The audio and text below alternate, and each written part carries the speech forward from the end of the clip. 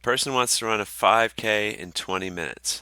So we want to go 5 kilometers in 20 minutes. We want those two things to happen simultaneously. Our distance is 5 kilometers, 20 minutes. Look, an equivalent way of saying that is that you want to go 20 minutes in 5 kilometers. So either way is okay.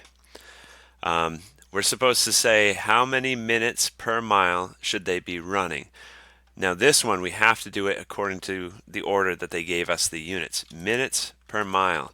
So blank minutes per blank miles. We want minutes over miles for our final units. Okay. So we got to convert the 5K to 20 minutes to minutes per miles to help them out with their app. So both of these are equivalent to each other. They're the same statement, 5 kilometers in 20 minutes, or 20 minutes for 5 kilometers.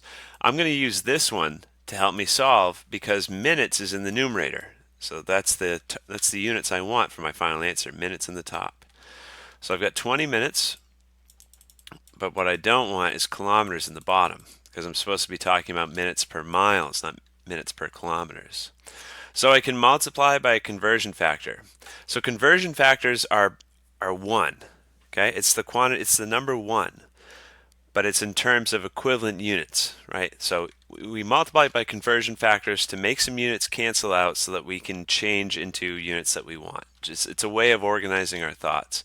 And the conversion factor we have is that 1 mile is equal to 1.61 kilometers. So 1 mile, that's the same as 1.61 kilometers. Okay, but remember, we can always flip that like I did up here. An equivalent statement would be 1.61 kilometers is 1 mile.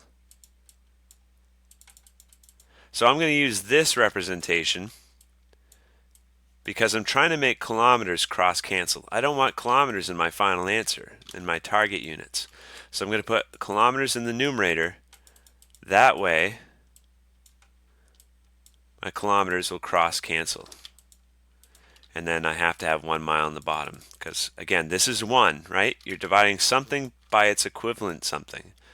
So that makes those cancel out, and that gives us miles like we want in the bottom. All we have to do is multiply the numbers in the numerator.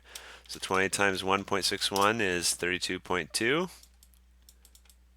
And then 5 times 1 is 5. So you want to be running 32.2 minutes for every 5 miles.